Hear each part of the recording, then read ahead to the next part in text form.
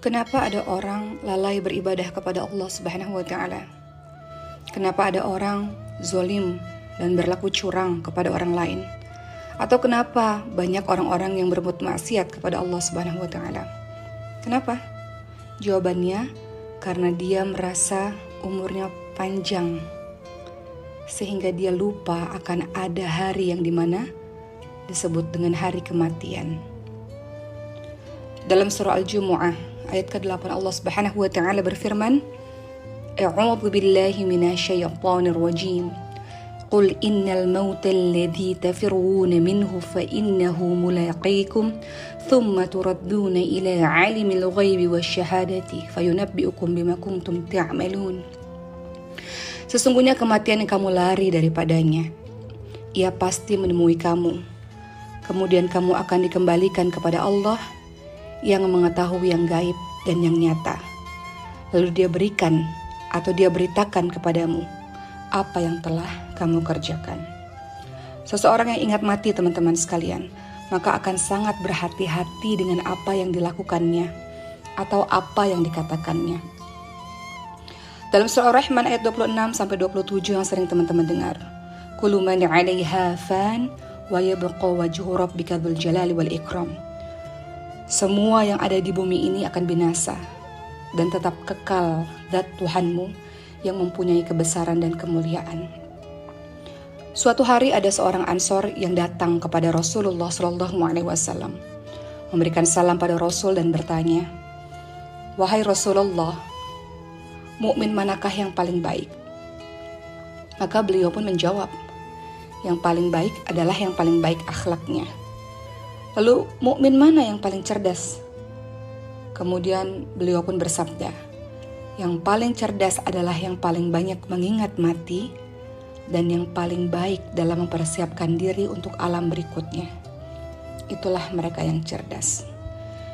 Jadi teman-teman sekalian, perbanyaklah mengingat pemutus kelezatan, yaitu apa? Kematian. Kematian membuat kita berhati-hati dalam melakukan segala sesuatu dalam kehidupan ini, karena kita akan kembali kepada Allah dan mempertanggungjawabkan apa yang telah kita lakukan. Maka orang-orang yang ingat mati, biasanya dia akan berhati-hati dalam tingkah laku, dan orang yang ingat mati, dia akan mengumpulkan amal soleh sebanyak-banyaknya untuk menjadi bekal kehidupannya di hari nanti. Lalu apa manfaat ingat mati, sahabat sekalian? Manfaat ingat mati banyak sekali. Beberapa di antaranya adalah kita pasti akan khusyuk dalam sholat kita. Rasulullah SAW ingatkan sahabat sekalian, ingatlah kematian dalam sholatmu, karena jika seseorang mengingat mati dalam sholatnya, maka dia akan memperbagus sholatnya. Bayangkan sahabat sekalian, kalau teman-teman divonis besok meninggal dunia, kalaulah dokter bisa mengatakan hal demikian, umur Anda sampai besok hari saja, apa yang kita lakukan? Kita pasti akan khusyuk betul-betul dalam sholat kita, sungguh-sungguh dalam sholat kita, tenang dalam menjalankan sholat kita, memperbanyak sholat kita, memperbanyak ruku kita, memperbanyak sujud kita. Namun kematian dirahasiakan sahabat sekalian, sehingga seringkali kita lalai dalam sholat kita. Oleh karena itu, sahabat sekalian, kalau kita senantiasa ingat mati, kita pasti akan khusyuk dalam sholat kita. Apa manfaat ingat mati yang berikutnya? Yang kedua adalah kita tidak akan tertipu dengan dunia. Teman-teman baca dalam surah Ali Imran ayat 185, Allah Subhanahu wa Ta'ala ingatkan, A'udzu billahi minasyaitonir rajim. Wa mal hayatud dunya illa mata'ul ghurur. Apa artinya? Kehidupan dunia ini tidak lain hanyalah kesenangan yang memperdayakan. Kalau kita ingat mati, maka kita tidak akan tertipu dengan dunia, tidak akan terlena dengan dunia, takut ketika berbuat dosa, takut ketika berbuat maksiat, takut curang, takut zalim pada orang lain. Atau sebaliknya, kita tidak tertipu dengan dunia, maknanya adalah kalau engkau sedang sedih, engkau juga tidak akan sedih berlarut-larut. Karena engkau tahu ketika engkau sedih, engkau sabar, kita tidak tertipu dengan dunia. Semua yang di dunia ini adalah semu. Ketika engkau sabar, Dekat kepada Allah Subhanahu wa taala, engkau tahu bahwa kehidupan ini akan sementara, engkau akan dapat kebahagiaan abadi di syurga Allah nanti. Selama engkau melakukan hal yang Allah perintahkan. Tidak tertipu dengan dunia. Kalau dia diberikan nikmat kepada Allah, dia bersyukur kepada Allah Subhanahu wa taala. Diberikan kesedihan oleh Allah, maka dia tidak sedih berlarut-larut. Dia akan bangkit lagi dengan penuh kesabaran, dengan penuh ketangguhan. Kemudian tentu saja ketika kita mengingat mati, manfaatnya adalah kita tidak akan berlaku zalim. Contoh pedagang, tidak akan berlaku curang dalam menimbang misalnya. Dalam surah Al-Mutaffifin ayat 4, Allah Subhanahu wa taala bersabda, "A'udzu billahi minasyaitonir rajim. Ala yadhunnu ulaika annahum mab'utsun." Tidaklah orang-orang itu menyangka bahwa sesungguhnya mereka akan dibangkitkan. Ingat mati membuat kita takut berbuat dosa, sahabat sekalian. Orang yang ingat mati akan takut berbuat jahat kepada orang lain. Pernah di zamannya Rasul ada yang bertanya. Rasul bertanya pada para sahabat, kalian tahu siapa orang yang bangkrut itu? Para sahabat menjawab, orang yang bangkrut itu orang yang gak punya dirham, atau orang yang tidak punya harta benda. Tapi kemudian Nabi Muhammad SAW bersabda, orang yang bangkrut dari umatku adalah orang yang datang pada hari kiamat membawa pahala sholat, pahala puasa, pahala zakat. Namun ketika di dunia dia telah mencaci, menuduh orang lain, makan harta orang lain, menumpahkan darah orang lain, memukul orang lain alias berbuat zalim, maka orang-orang itu akan diberi pahala dari kebaikan-kebaikannya. Jika telah habis kebaikan-kebaikannya, maka dosa-dosa mereka akan ditimpakan kepadanya, kepada orang yang zalim itu. Kemudian orang yang zalim itu akan dilemparkan ke dalam neraka. Hadis riwayat Muslim. Jadi teman-teman sekalian, itu adalah beberapa dari manfaat kita mengingat mati. Mungkin kita bisa mengikuti atau mengambil contoh dari seorang ulama yang namanya adalah Ar-Rabi bin Huthaim. Beliau pernah menggali kuburnya sendiri di rumahnya.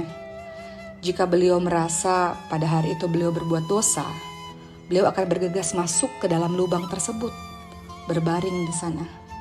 Lalu membaca firman Allah dalam surah Al-Mu'minun ayat 99-100 yang artinya, ketika datang kematian pada seseorang, lalu ia berkata, "Ya Tuhanku, kembalikanlah aku ke dunia, agar aku berbuat amal yang salih terhadap yang telah aku tinggalkan."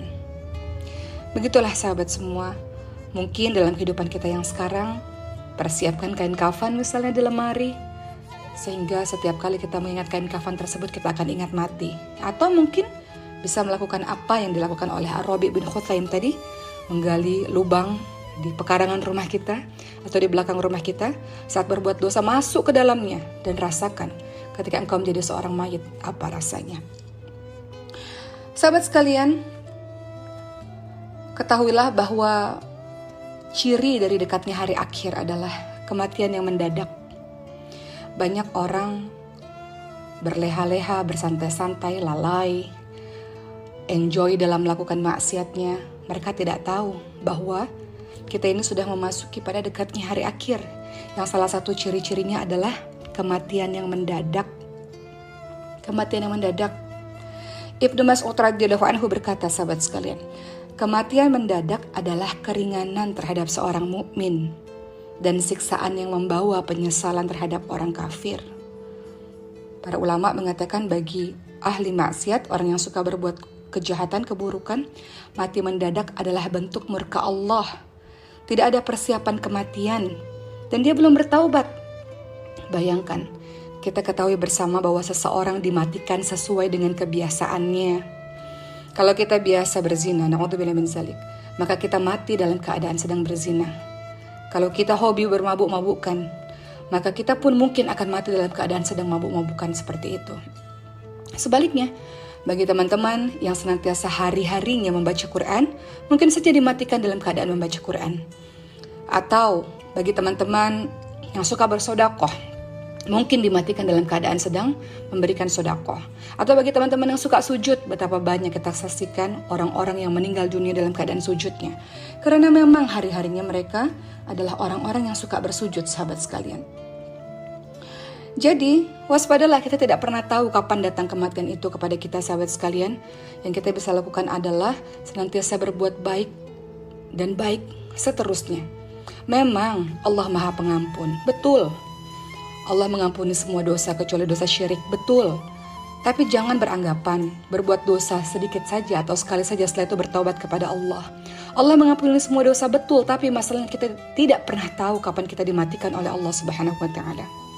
Mungkin saja Allah mematikan kita dalam keadaan kita berbuat maksiat, puluhan tahun ibadah yang kita lakukan sia-sia, sahabat sekalian. Karena seseorang dinilai dari akhir hidupnya. Maka jangan coba-coba untuk berbuat maksiat kepada Allah Subhanahu wa taala karena kita tidak pernah tahu kapan kita dimatikan. Orang yang beriman kepada Allah, kata Rasulullah, ketika dia berbuat dosa, maka dia seperti berada di bawah kaki gunung. Yang gunung itu siap menghancurkan dirinya. Artinya dia sangat takut dalam berbuat dosa. Tapi orang yang durhaka kepada Allah ketika berbuat dosa, dia merasa seperti ada lalat yang hinggap di hidungnya, lalu dia usir begitu saja lalat tersebut. Dianggap remeh-temeh dosa itu. Maka hati-hati, wahai sahabat-sahabat sekalian, akan kematian-kematian yang kita tidak pernah tahu kapan datangnya. Kita hanya ingin mati dalam keadaan baik. Kita hanya ingin mati dalam keadaan husnul khatimah.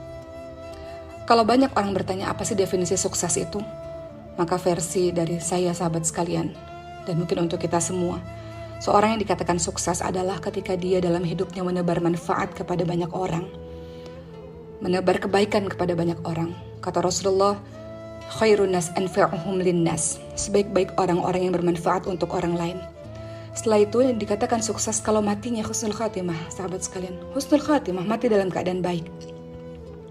Setelah itu masuk syurga dan ketemu kepada Allah Subhanahu wa taala. Itu disebut sebagai orang yang sukses dunia akhirat.